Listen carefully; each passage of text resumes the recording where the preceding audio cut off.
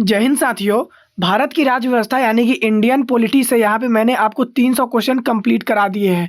तो वो 300 क्वेश्चन में इंडियन पॉलिटी के वन लाइनर क्वेश्चन आपको देखने के लिए मिले थे, जो कि आपको किसी भी कॉम्पिटिटिव एग्जाम जैसे एसएससी हो गया, बीएसएससी हो गया, या फिर किसी भी आप पुलिस एग्जाम की तैयारी करते हो, सीजीएल, एमटीएस, स्टेनोग्राफर, कोई भी आप एग्ज़ाम की तैयारी करते हो, ये सब क्वेश्चन आपके आने की बहुत ज़्यादा संभावना होती है। तो टाइम को बिना वेस्ट किए हुए सबसे पहले मैं आपको क्वेश्चन बताता हूँ कि यहाँ पे 301 से लेके मैं आपके पास 400 क्वेश्चन तक क्वेश्चन कराऊंगा। तो यहाँ पे 100 क्वेश्चन आपको होने वाला है। मैं इस सीरीज़ को पार्ट 4 करके बना रहा हूँ। पार्ट 4 है यहाँ पे, मैंने इससे पहले 3 पार्ट भी बना चुका है, और आपको इससे पहले का अगर 3 पार्ट देखना है तो प्लेलिस्ट में जाके आप तीनों पार्ट को देख सकते हो, जिसमें से आपको पूरे 300 क्वेश्चन कवर करा दिए जाएंगे। आज मैं आपको 100 क्वेश्चन कवर कराऊंगा। तो आइए पहला क्वेश्चन देखते हैं। पहला क्वेश्चन कहता है कि प्रेस की स्वतंत्रता भारतीय संविधान के किस अनुच्छेद से मिलती है। तो अगर बात करें प्रेस की स्वतंत्रता की, तो वो संविधान के अनुच्छेद 19 में दिया गया है, यानी कि स्वतंत्रता का अधिकार। अगला क्वेश्चन है, भारतीय संविधान में कितने मौलिक कर्तव्य उल्लिखित हैं। तो भारतीय संविधान में कुल 11 मौलिक कर्तव्य दिए गए हैं। वर्तमान में मौलिक कर्तव्य की संख्या 11 है, लेकिन जब संविधान लागू हुआ था उस समय मौलिक कर्तव्य की संख्या 10 थी। चलिए अगला क्वेश्चन देखते हैं। मौलिक अधिकारों को भोगने को सुनिश्चित करने की जिम्मेवारी किसको सौंपी गई है। तो मौलिक अधिकारों को भोगने की जिम्मेवारी यहाँ पे उच्च न्यायालय और उच्चतम न्यायालय यानी कि हाई कोर्ट और सुप्रीम कोर्ट को सौंपी गई है। नेक्स्ट क्वेश्चन है कि भारतीय नागरिकों को मौलिक अधिकारों को निलंबित किया जा सकता है। तो भारतीय नागरिकों के मौलिक अधिकारों को राष्ट्रीय आपातकाल के दौरान निलंबित किया जा सकता है, लेकिन याद रहे अनुच्छेद 19 और अनुच्छेद 21 मौलिक अधिकार अनुच्छेद 19 और अनुच्छेद 21 राष्ट्रीय आपातकाल के दौरान निलंबित नहीं किया जा सकता है, क्योंकि अनुच्छेद 19 में यहाँ पे बोलने की स्वतंत्रता है और अनुच्छेद 31 में जीवन जीने की स्वतंत्रता है।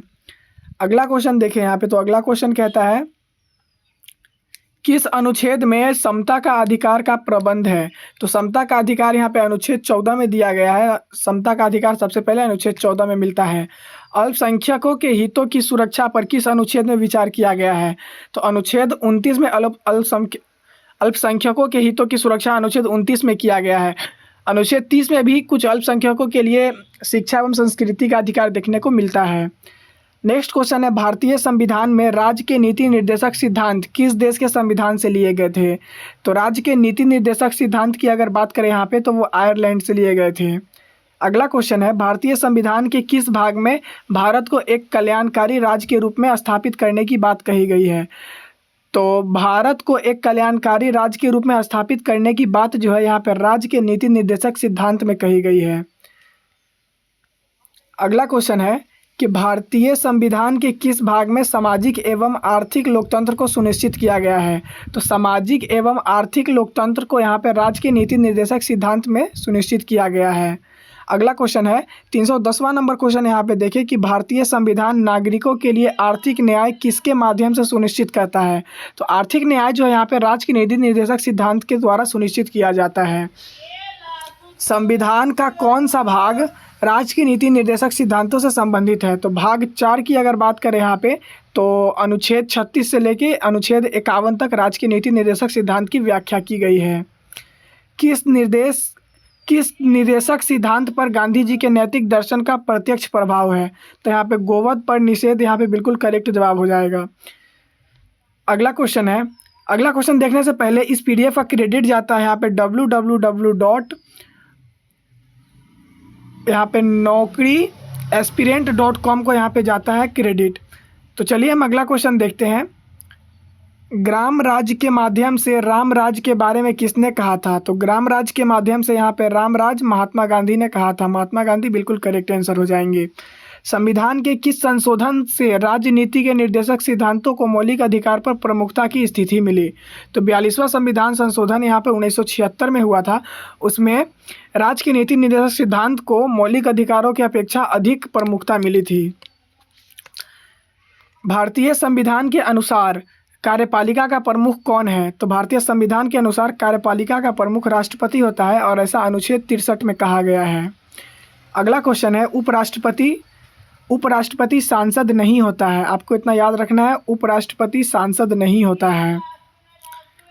नेक्स्ट क्वेश्चन की बात करें तो 317वां नंबर क्वेश्चन है, किसने 2 पूर्ण अवधियों तक भारत के उपराष्ट्रपति का पद संभाला था? तो 2 पूर्ण अवधियों तक डॉक्टर सर्वपल्ली राधाकृष्णन यानी कि एस राधाकृष्णन ने 2 बार उपराष्ट्रपति का पद यहाँ पे सुनिश्चित किया है। राष्ट्रपति द्वारा संसद के दोनों सदनों के लिए कुल कितने सदस्यों को नामित किया जा सकता है?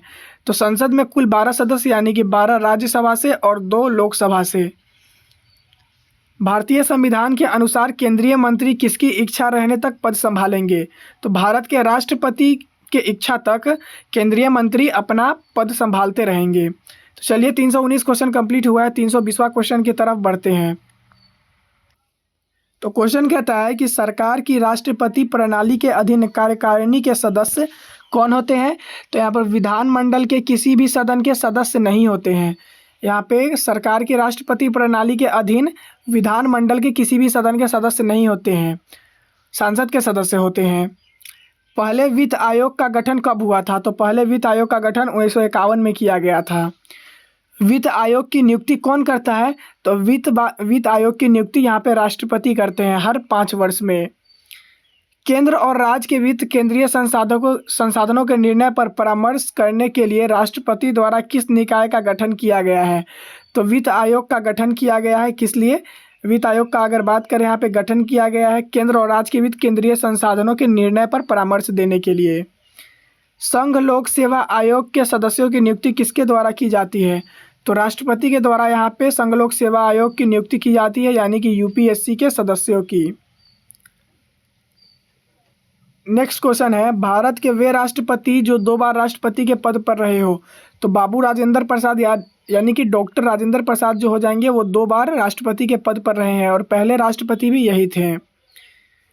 किसके पास भारतीय सुरक्षा बलों पर सर्वोच्च कमान प्राप्त है? तो भारतीय सुरक्षा बलों पर राष्ट्रपति के पास सर्वोच्च कमान प्राप्त है। यहाँ पे राष्ट्रपति और उपराष्ट्रपति से संबंधित चुनाव विवादों का समझौता करने का अधिकार उच्चतम न्यायालय यानी कि सुप्रीम कोर्ट को है। यह उसका कौन सा अधिकार है? तो सुप्रीम कोर्ट का ये मौलिक अधिकार हो जाएगा। राष्ट्रपति और उपराष्ट्रपति के संबंध चुनाव का विवाद में समझौता करना। भारत का उपराष्ट्रपति होता है। भारत का उपराष्ट्रपति क्या होता है? तो बात करें भारत के उपराष्ट्रपति तो ये राज्यसभा का पदेन अध्यक्ष होता है। किस वर्ष में भारत के राष्ट्रपति ने आंतरिक अव्यवस्था के कारण आपात स्थिति लागू की थी? तो आंतरिक अव्यवस्था के कारण यहाँ पे आपात स्थिति लागू 1975 में की गई थी। प्रधानमंत्री इंदिरा गांधी और राष्ट्रपति डॉक्टर फखरुद्दीन अली अहमद थे। राष्ट्रपति अपना त्यागपत्र किसे प्रस्तुत करता है?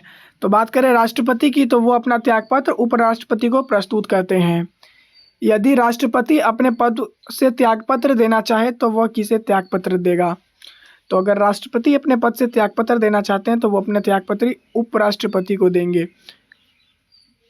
राष्ट्रपति की सेवानिवृत्ति आयु क्या है? तो राष्ट्रपति की सेवानिवृत्ति आयु यहाँ पे 75 वर्ष हो जाएगी, लेकिन ये बिल्कुल गलत है। राष्ट्रपति की कोई सेवानिवृत्ति आयु अपना संविधान में या कॉन्स्टिट्यूशन में नहीं बताया गया है, 75 वर्ष नहीं होगा। प्रत्येक 6 महीने में संसद की स्वीकृति लेकर राष्ट्रपति शासन अधिकतम कितने समय के लिए बढ़ाया जा सकता है? तो प्रत्येक 6 महीने में अधिकतम 3 साल के लिए बढ़ाया जा सकता है राष्ट्रपति शासन। बात करें यहाँ पे अपने अगले क्वेश्चन की, तो भारत के राष्ट्रपति के पास आपात अधिकार है। तो भारत के राष्ट्रपति के पास यहाँ पर 3 प्रकार के आपात स्थिति प्राप्त है। वित्तीय आपातकाल कितने समय के लिए लागू की जा सकती है? तो वित्तीय आपातकाल कोई अधिकतम अवधि नहीं होती है। यहाँ पे 360 अनुच्छेद 360 के द्वारा वित्तीय आपातकाल लागू किया जाता है। भारत में किस प्रकार की आपात स्थिति अभी तक केवल एक बार लागू की गई है? तो आंतरिक आपात स्थिति केवल 1975 में इंदिरा गांधी के सरकार में लागू की गई थी, जबकि राष्ट्रीय आपातकाल अभी तक 3 बार और आंतरिक आपातकाल 1 बार लागू की गई है। भारतीय संघ के राष्ट्रपति के पास वही संवैधानिक अधिकार है जो ब्रिटिश राजा के पास है, यानी कि भारत के राष्ट्रपति के पास वही संवैधानिक अधिकार प्राप्त है जो ब्रिटिश राजा के पास प्राप्त है, यानी ब्रिटिश क्राउन के पास प्राप्त थी। भारत सरकार का संवैधानिक अध्यक्ष कौन होता है? तो भारत सरकार का संवैधानिक अध्यक्ष राष्ट्रपति होता है। आप लोगों ने सुना होगा अनुच्छेद संघ की कार्यपालिका का प्रमुख राष्ट्रपति होगा, ऐसा अनुच्छेद 53 कहता है।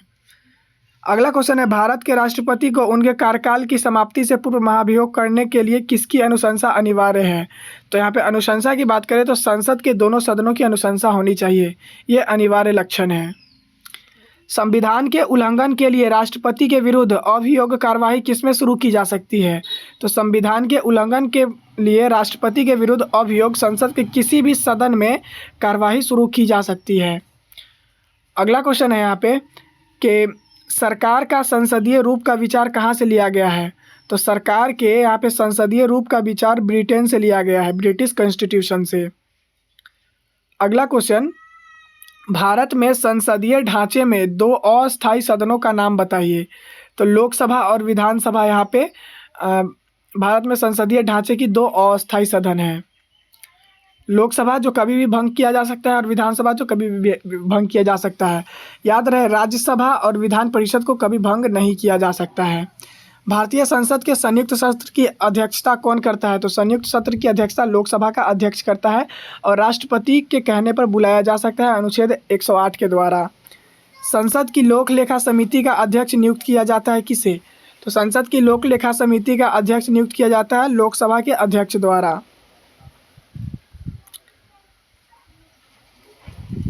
लोकसभा की सभी संसदीय समिति के अध्यक्ष कौन होता है? तो लोकसभा के सभी संसदीय समिति के अध्यक्ष भारत के लोकसभा के अध्यक्ष द्वारा नियुक्त किया जाता है। एक बार क्वेश्चन फिर से पढ़ते हैं, लोकसभा के सभी संसदीय समिति के अध्यक्ष को कौन नियुक्त करता है? तो भारत के लोकसभा के अध्यक्ष नियुक्त करते हैं। राज्यसभा का सदस्य बनने के लिए न्यूनतम आयु क्या होनी चाहिए? तो राज्यसभा का सदस्य बनने के लिए न्यूनतम आयु 30 वर्ष कंप्लीट कर लेने चाहिए। लोकसभा का सदस्य बनने के लिए 25 ईयर, विधानसभा का भी 25 ईयर, और अगर राज्यसभा की बात करें तो 30 ईयर, ग्राम पंचायत के लिए बात करें तो 21 साल और मत देने के लिए 18 साल। राष्ट्रपति बनने के लिए 35 साल और उपराष्ट्रपति के लिए भी 35 साल। बात करें राज्यपाल के लिए भी तो 35 साल और उपराज्यपाल के लिए भी 35 साल। भारतीय संघ में नए राज्यों की स्वीकृति कौन देता है? तो भारतीय संघ में नए राज्यों की स्वीकृति यहाँ पे संसद देता है अनुच्छेद 2 के द्वारा। मंत्रिपरिषद सामूहिक रूप से किसके प्रति उत्तरदायित्व है? तो लोकसभा के प्रति उत्तरदायित्व है। अगर बात करें व्यक्तिगत रूप से तो यहाँ पे राष्ट्रपति हो जाएंगे, व्यक्तिगत रूप से राष्ट्रपति और सामूहिक रूप से लोकसभा। अगला क्वेश्चन है, सरकार की मंत्रिमंडल प्रणाली की सबसे महत्वपूर्ण विशेषता सामूहिक उत्तरदायित्व होता है। ये बात बिल्कुल करेक्ट है कि सरकार के मंत्रिमंडल जो होते हैं उनकी प्रणाली सबसे महत्वपूर्ण विशेषता सामूहिक उत्तरदायित्व है। उनकी उत्तरदायित्व सामूहिक रूप से लोकसभा के प्रति होती है, यही उत्तरदायित्व है।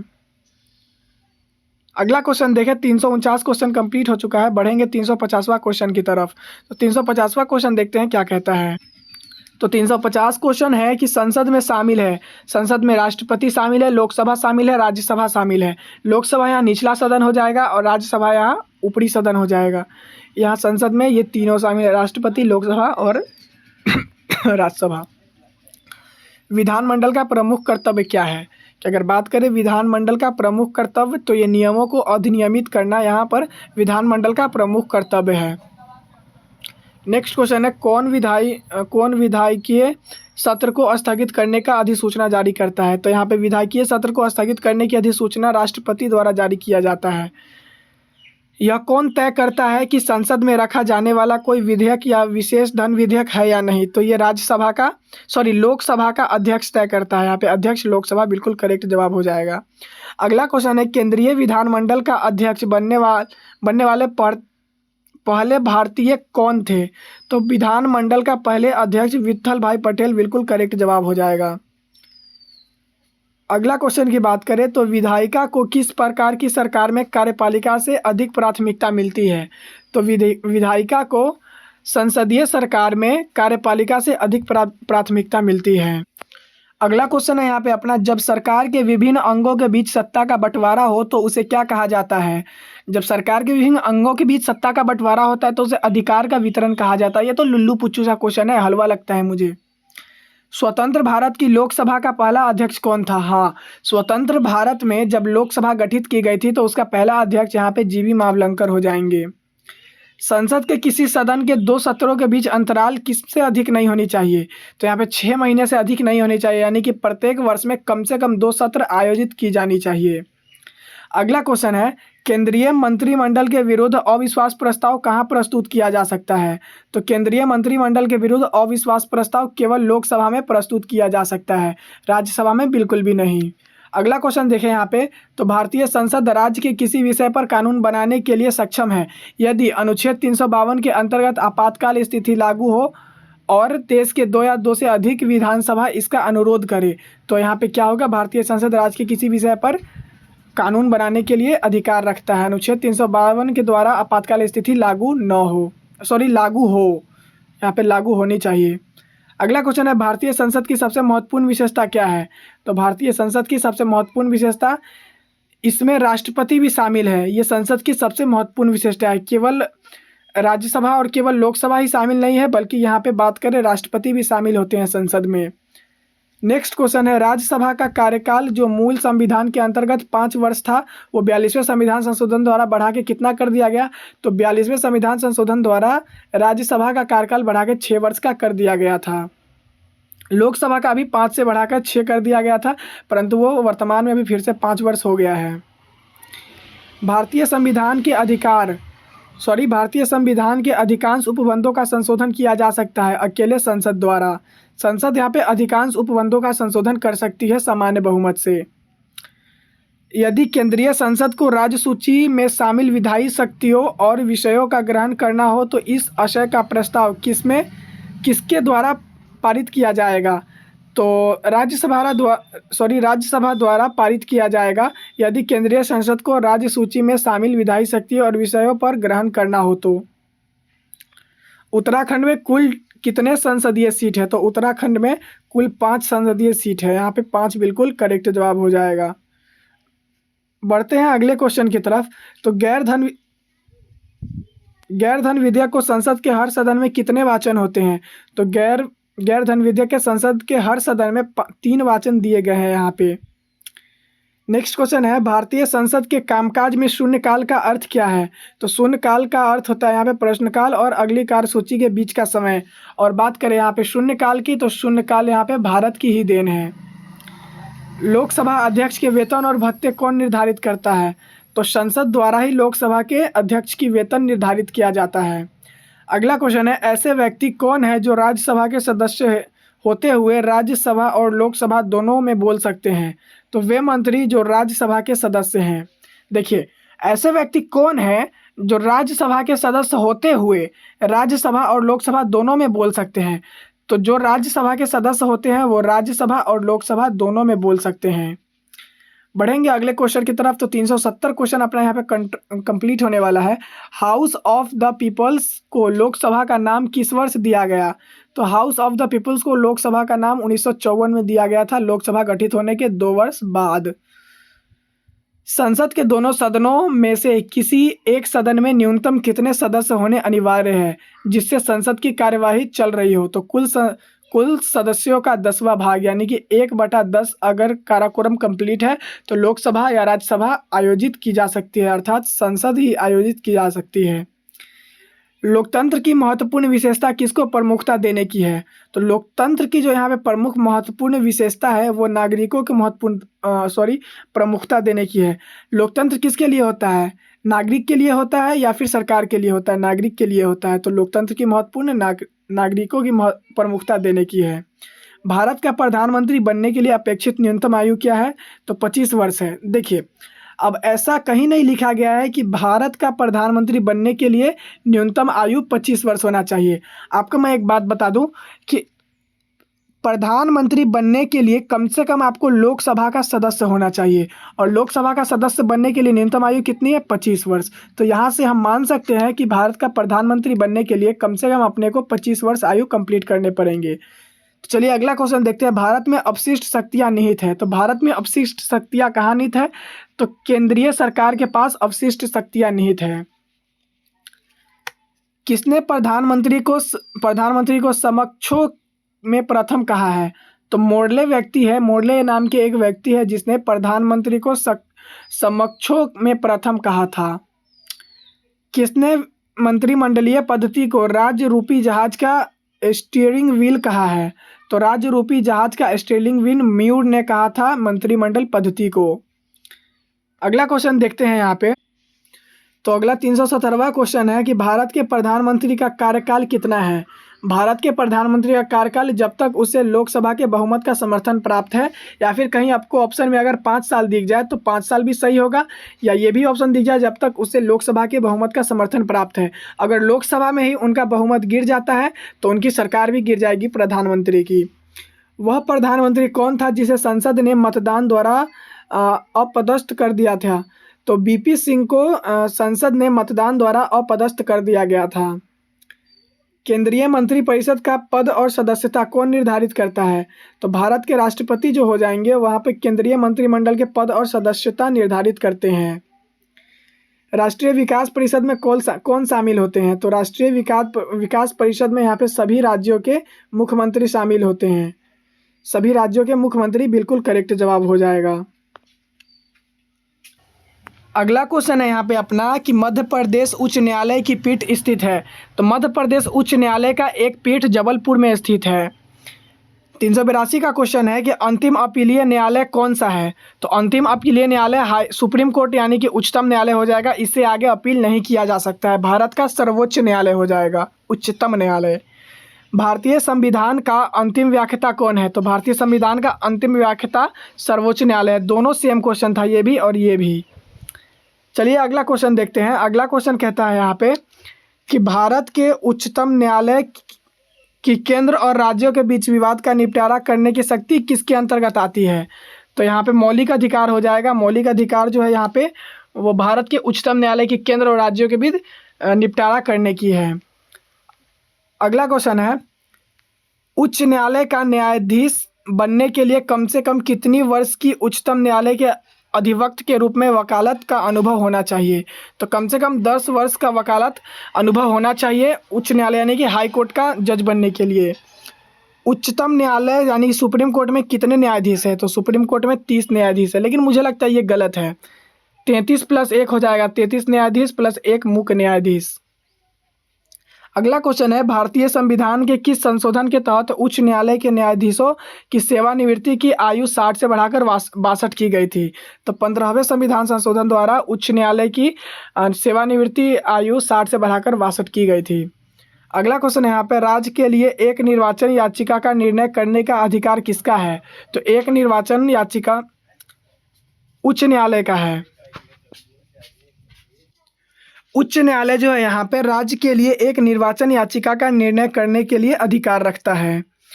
अगला क्वेश्चन है कि यहाँ पर सबसे पहले किस उच्च न्यायालय ने यह घोषणा की थी कि बंद असंवैधानिक है? तो केरल उच्च न्यायालय द्वारा घोषणा किया गया था कि उच्च न्यायालय ने केरल द्वारा घोषित किया गया था कि बंद असंवैधानिक है। भारतीय संविधान में न्यायिक पुनरीक्षण आधारित है, तो विधि द्वारा स्थापित प्रक्रिया पर न्यायिक पुनरीक्षण किया जाता है। जिला न्यायालयों के न्यायाधीश की नियुक्ति किसके द्वारा की जाती है? तो यहाँ पे जिला न्यायालय के न्यायाधीश की नियुक्ति राज्यपाल के द्वारा किया जाता है। अगला क्वेश्चन है भारत के नियंत्रण एवं महालेखा परीक्षक की नियुक्ति कितने वर्षों के लिए किया जाता है? तो 6 वर्षों के लिए नियंत्रण एवं महालेखा परीक्षक की नियुक्ति किया जाता है। अगला क्वेश्चन है भारतीय महानियंत्रक और महालेखा परीक्षक किसके लिए एक मित्र, दार्शनिक और मार्गदर्शक के रूप में कार्य करता है? तो लोक लेखा समिति का मित्र और मार्गदर्शक के रूप में कार्य करता है कौन? भारतीय महानियंत्रक और महालेखा परीक्षक।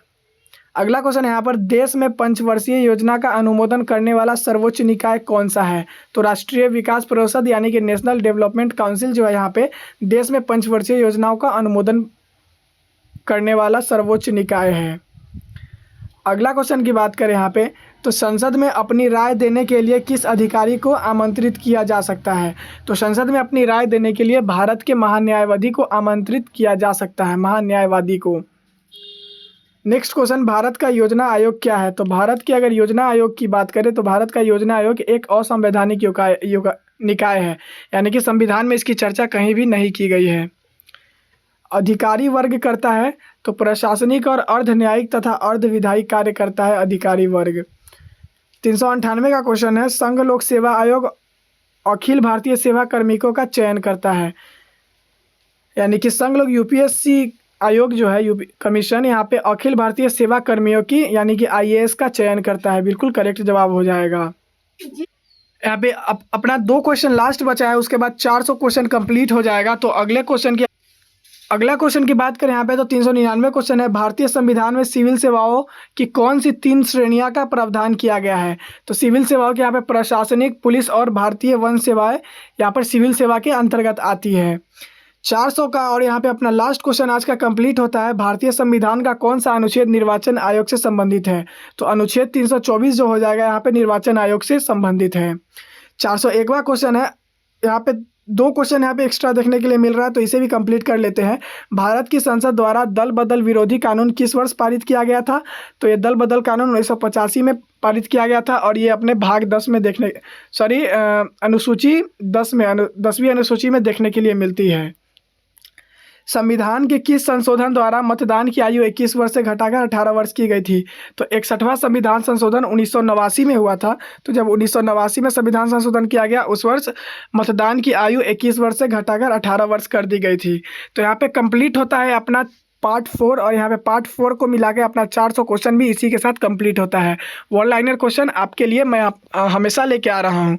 तो आप किसी भी कॉम्पिटिटिव एग्जाम की तैयारी करते हो तो उसके लिए आपको क्या करना है कि हमारे चैनल को सब्सक्राइब कर लेना है। अगर चैनल को सब्सक्राइब करते हो तो आपकी तैयारी में हम बहुत ही मदद करेंगे। तो चलिए मिलेंगे किसी नए वीडियो में, तब तक के लिए ऐसे ही तैयारी करते रहिए। और तैयारी अगर आप करते हो तो तैयारी हम भी करते हैं। मिलेंगे किसी नए वीडियो में, तब तक के लिए जय हिंद साथियों।